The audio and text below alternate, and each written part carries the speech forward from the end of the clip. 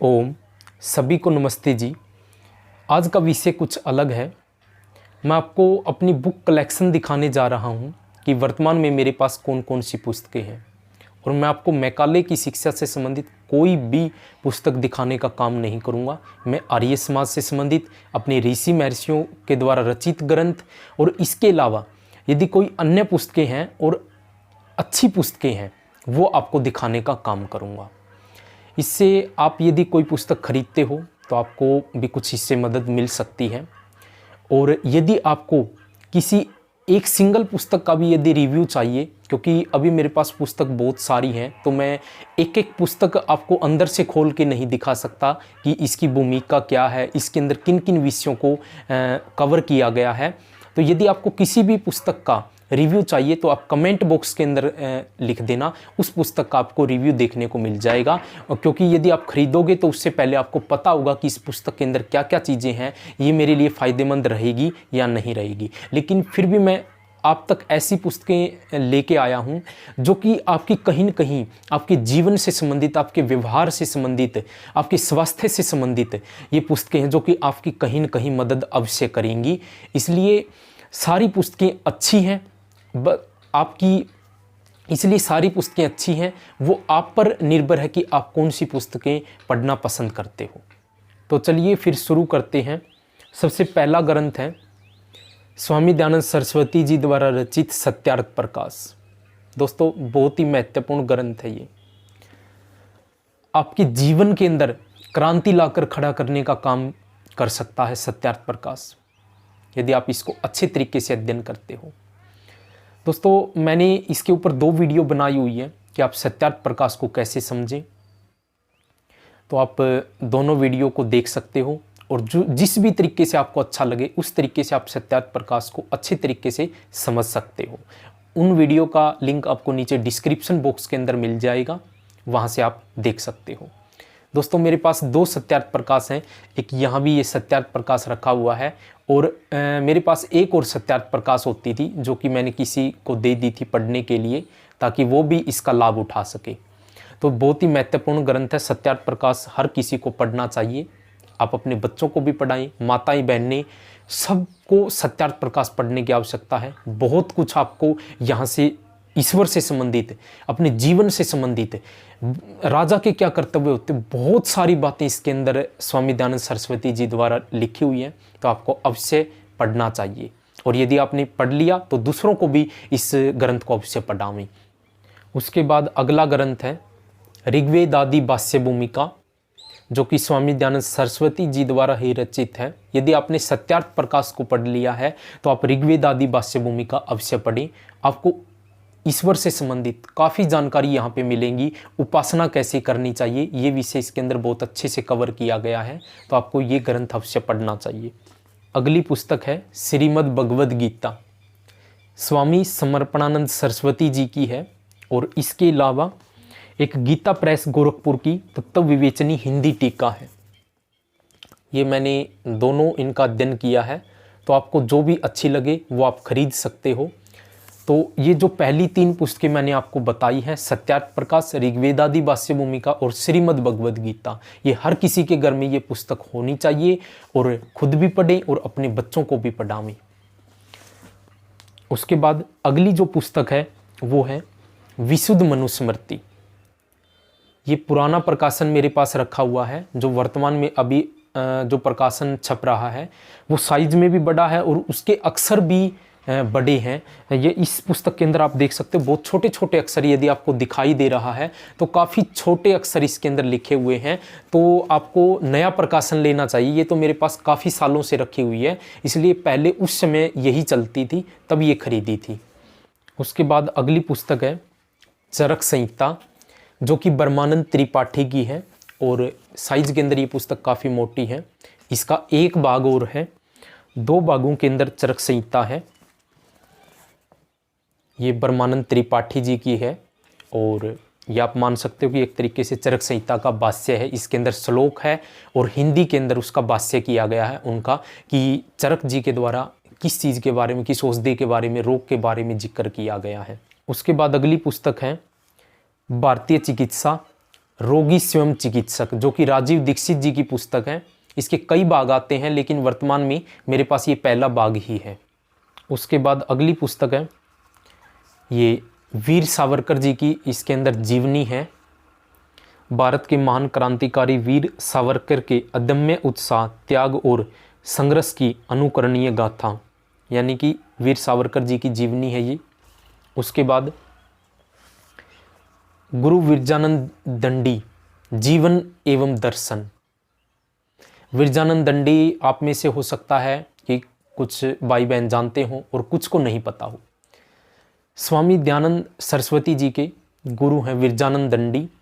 तो उनके जीवन से संबंधित ये पुस्तक है कि किस तरीके से एक आँखों की रोशनी न होते हुए भी उन्होंने किस तरीके से अपने वेदों को पढ़ा, ग्रंथों को पढ़ा और एक स्वामी दयानंद सरस्वती जी जैसा क्रांतिकारी तैयार किया। तो बहुत ही हर किसी को गुरु विरजानंद दंडी के बारे में जानना चाहिए। तो ये उनके जीवन से संबंधित पुस्तक है। अगली पुस्तक है भारतवर्ष में विदेशी मुस्लिम आक्रांताओं का इतिहास।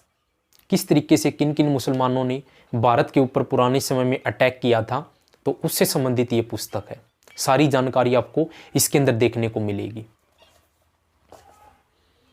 अगली पुस्तक है हिंदू इतिहास वीरों की दास्तान। भारत के वीर पुत्रों के बारे में आपको इसके अंदर देखने को मिलेगा। अगली जो पुस्तक है वो बहुत ही महत्वपूर्ण पुस्तक है, संस्कार विधि, स्वामी दयानंद सरस्वती जी द्वारा रचित। इसके अंदर 16 संस्कारों के बारे में बताया गया है। सबसे पहला जो संस्कार है वो गर्भाधान संस्कार है, ज़्यादातर लोगों को पता नहीं है। तो गर्भाधान भी एक संस्कार है और कुल मिलाकर 16 संस्कारों के बारे में इसके अंदर जिक्र किया गया है। तो यदि आप 16 संस्कारों के बारे में जानना चाहते हो तो आपको संस्कार विधि अवश्य पढ़नी चाहिए। इसके बाद अगली पुस्तक है दयानंद शास्त्रार्थ संग्रह तथा विशेष शंका समाधान। महर्षि जी के जो भी शास्त्रार्थ हुए थे उनसे संबंधित आपको यहाँ पे जानकारियाँ देखने को मिलेगी और बहुत सारी हो सकता है आपकी भी शंकाएं हों, तो उनका निवारण आपको इसके पुस्तक के अंदर देखने को मिलेगा। उसके बाद अगली पुस्तक है सर्वश्रेष्ठ कौन, भगवान के नाम पर, राहुल आर्यबाई की पुस्तक है। बहुत ही अच्छी पुस्तक है, मैं इस पुस्तक को पढ़ चुका हूँ। तो आपको भी इस पुस्तक को अवश्य पढ़ना चाहिए। काफ़ी कुछ जानकारियाँ आपको नई देखने को मिलेंगी इसके अंदर। उसके बाद अगली पुस्तक है शंका समाधान, मदन रहेजा की पुस्तक है। और इस पुस्तक के अंदर पहले शंका दी हुई है और फिर उसका निवारण किया गया है। जैसे कि शंका एक प्रश्न के तौर पे लिखी हुई है, फिर उसका समाधान जो है बहुत अच्छे तरीके से डिटेल में यहाँ पे लिखा हुआ है। तो इसके अंदर मैं आपको बता देता हूँ कि लगभग कितनी शंकाएं हैं।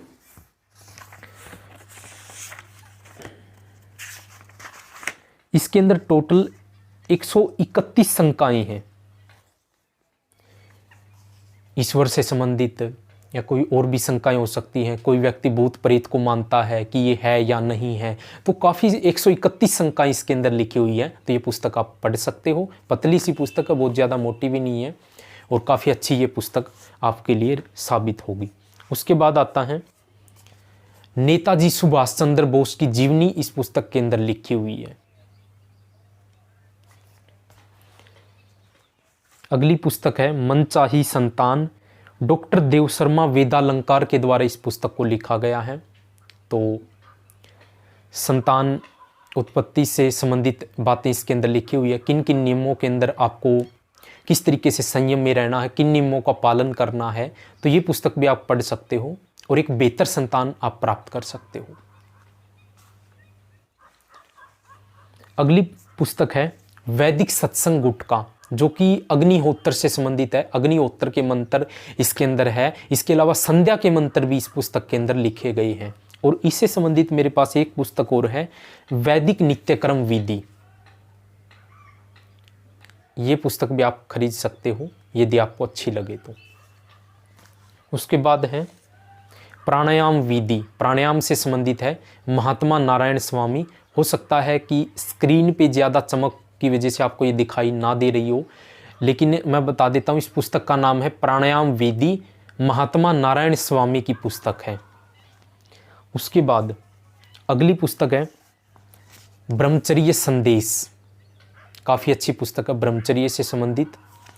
सत्यव्रत सिद्धांत अलंकार के द्वारा ये पुस्तक लिखी गई है। ब्रह्मचर्य से संबंधित मेरे पास और पुस्तकें भी हैं, वो भी मैं अभी आपको दिखाने का काम करूँगा। तक है ब्रह्मचर्य विज्ञान, आप देख सकते हो यहाँ पे ये महर्षि जी खड़े हुए हैं और जो ये रथ में बैठे हुए हैं ये जालंधर के सरदार विक्रम सिंह हैं। तो इन्होंने स्वामी जी को देखकर ये कहा था कि क्या है ब्रह्मचर्य, मुझे तो आपके अंदर कोई अलग से दिखाई नहीं देता। तब स्वामी जी ने ब्रह्मचर्य के महिमा को दर्शाने के लिए इनके रथ का सिर्फ एक पहिया ही पकड़ा था और 1 इंच भी रथ आगे नहीं बढ़ पाया। ये था स्वामी जी का बल, ब्रह्मचर्य की महिमा। तो फिर सरदार विक्रम सिंह को समझ में आया था कि ब्रह्मचर्य के अंदर क्या ताकत होती है। तो ये भी काफ़ी अच्छी पुस्तक है। उसके बाद ये 2 पुस्तकें हैं महर्षि दयानंद सरस्वती जी का जीवन चरित्र से संबंधित है। ये 2 पुस्तकें हैं।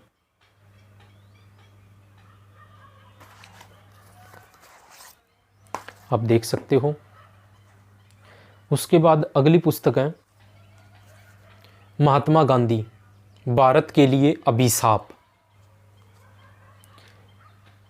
तुम्हारा जीवन हिंदुओं के लिए अभिशाप, रामदास गांधी, आनंद प्रकाश मदान की ये पुस्तक है। उसके बाद राम प्रसाद बिस्मिल जी की जीवनी है जो कि उनकी आत्मकथा है। ये फांसी से 3 दिन पहले जेल की कोठरी के अंदर इस पुस्तक को लिखने का काम किया था। इनके जीवन से संबंधित भी हम बहुत सारी अच्छी चीज़ें सीख सकते हैं। किस तरीके से पहले ये वैष्णव के अंदर पड़े हुए थे और फिर सत्यार्थ प्रकाश पढ़ने के बाद किस तरीके से इनके जीवन के अंदर क्रांति हुई, ये बहुत अच्छी एक जानकारी हमें इस पुस्तक से मिलती है। तो आपको इस पुस्तक को अवश्य पढ़ना चाहिए। अगली पुस्तक है हिंदू संगठन क्यों और कैसे, स्वामी श्रद्धानंद जी की पुस्तक है ये। उसके बाद है गोडसे की आवाज सुनो,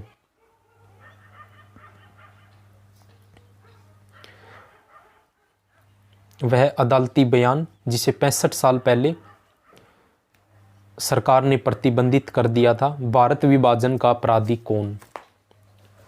ब्रह्मचर्य जीवन से संबंधित एक और पुस्तक है ब्रह्मचारी श्री स्वामी नित्यानंद जी के द्वारा रचित है। ये 3 पुस्तकें ब्रह्मचर्य से संबंधित है मेरे पास। उसके बाद अगली पुस्तक है बुद्ध शिक्षा एवं वैदिक दर्शन, और इस साइड आप देख सकते हो आर्य समाज के 10 नियम लिखे हुए हैं। अगली पुस्तक है आर्यों की गोत्र परंपरा का वैज्ञानिक विश्लेषण, कि जो गोत्र परंपरा है इसको विज्ञान के आधार पे बताया गया है इस पुस्तक के अंदर।